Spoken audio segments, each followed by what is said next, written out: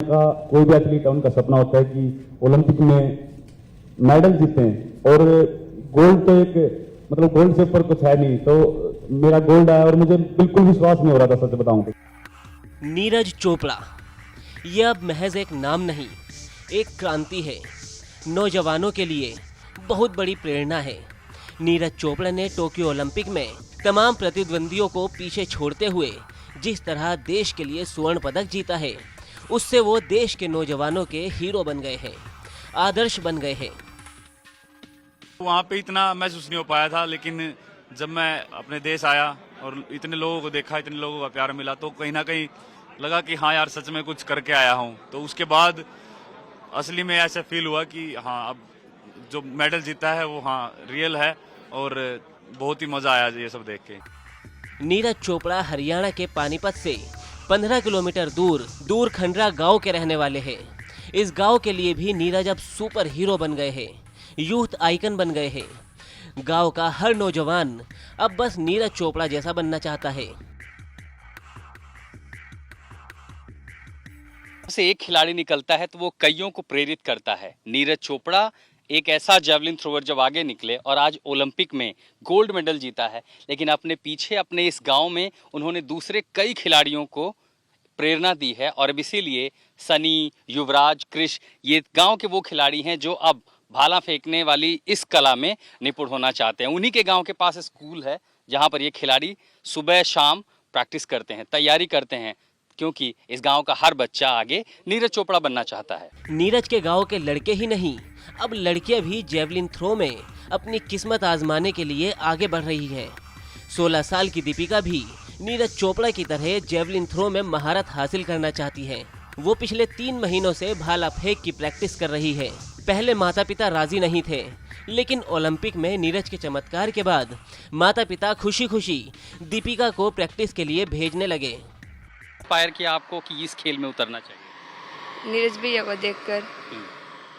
कभी उन्होंने कहा था आपसे या इंस्पायर किया कि ये सीखना चाहिए, या कैसे आया ख्याल? सर हमारी हाइट को देख के सभी बोलते हैं कि ये गेम करना चाहिए। आपका क्या सपना है? हम भी नीरज भैया की तरह बनना चाहते हैं। नीरज चोपड़ा ने ओलंपिक में गोल्ड मेडल जीतने से पहले साल 2016 में ही कुछ ऐसा कमाल दिखाया था, जिससे वो गांव के किशोरों के आदर्श बन गए थे।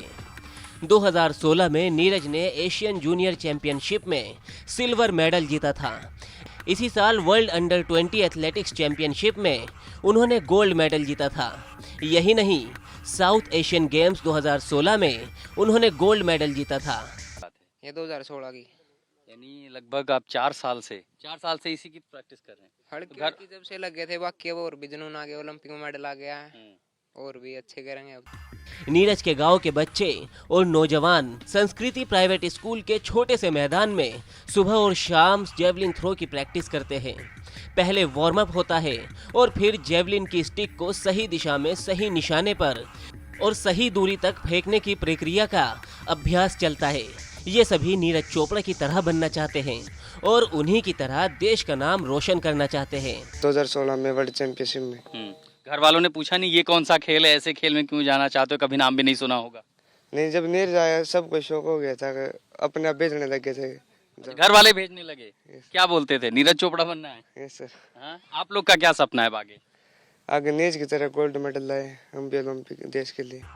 सिर्फ जेवलिन थ्रो के ही नहीं, बाकी के खेलों में भी जिन बच्चों की रुचि है वो भी नीरज के फैन हैं, क्योंकि नीरज जब भी गांव में आते हैं सारे बच्चों के साथ प्रैक्टिस करते हैं। सिस्टम करते हैं और जो जावलिन करते हैं उनको जावलिन का एक्शन भी बताते हैं। ऐसे बताते हैं कि भाई ऐसे करने से प्रॉब्लम आ जाती है, ऐसे करने से कुछ प्रॉब्लम नहीं आएगी, ऐसे एक्शन बताते हैं, बहुत अच्छे अच्छे एक्शन बताते हैं। और हम जब हम आते हैं यहाँ पे खेलते भी मिलते हैं, और हम भी खेलते हैं उनके साथ, वॉलीबॉल भी खेलते हैं, स्मैशिंग भी खेलते हैं। नीरज चोपड़ा के गांव के करीब 20 बच्चे अब जेवलिन थ्रो में अपनी किस्मत आजमाने की कोशिशों में हैं। ये तो रहा गांव का हाल, लेकिन पानीपत शहर में तमाम नौजवान अब नीरज चोपड़ा बनने की राह पर निकल पड़े हैं। शिवाजी स्टेडियम में हर रोज जेवलिन थ्रो सीखने वाले बच्चों की तादाद बढ़ रही है। स्टेडियम क्यों आए हैं? ये जेवलिन थ्रो की सीखने के लिए आए हैं। अच्छा, पहले कभी आपने खेला है ये खेल? नहीं, ये कब अचानक से आपके मन में आया कि अब ऐसा कोई खेल खेलना है? ये 2-3 डेज पहले जब नीरज सर को देखा था, उनसे इंस्पायर होया इस प्ले के लिए ये गेम। अच्छा, इसके पहले कोई खेल आपने खेला है? हाँ जी, शॉर्ट पुट खेली है, बैडमिंटन। तो फिर बैडमिंटन छोड़ के अब जैवलिन थ्रो क्यों? बस ये वाली गेम ज़्यादा अच्छी लगी और इसमें देखते ट्राई करके। ट्राई करना चाहते हाँ हैं? जी, नीरज ने ज़्यादा इंस्पायर किया या वाकई में बैडमिंटन छोड़ के जैवलिन खेलना था? नीरज सर ने ज़्यादा इंस्पायर करा, इसलिए बैडमिंटन छोड़ के अब ये इस गेम में आया। नीरज खुद इस शिवाजी स्टेडियम में प्रैक्टिस के लिए आते हैं। अब नीरज ने इस स्टेडियम का नाम रोशन कर दिया है।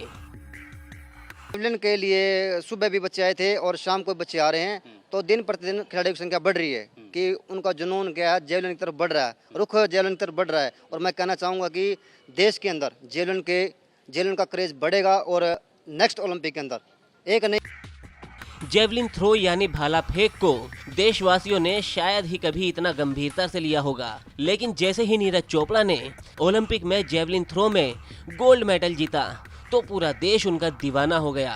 नौजवानों में जेवलिन थ्रो के प्रति दिलचस्पी हद से ज्यादा बढ़ गई। अब तो हर नौजवान नीरज चोपड़ा बनना चाहता है। पंजाब तक के लिए पानीपत से आशुतोष मिश्रा की रिपोर्ट।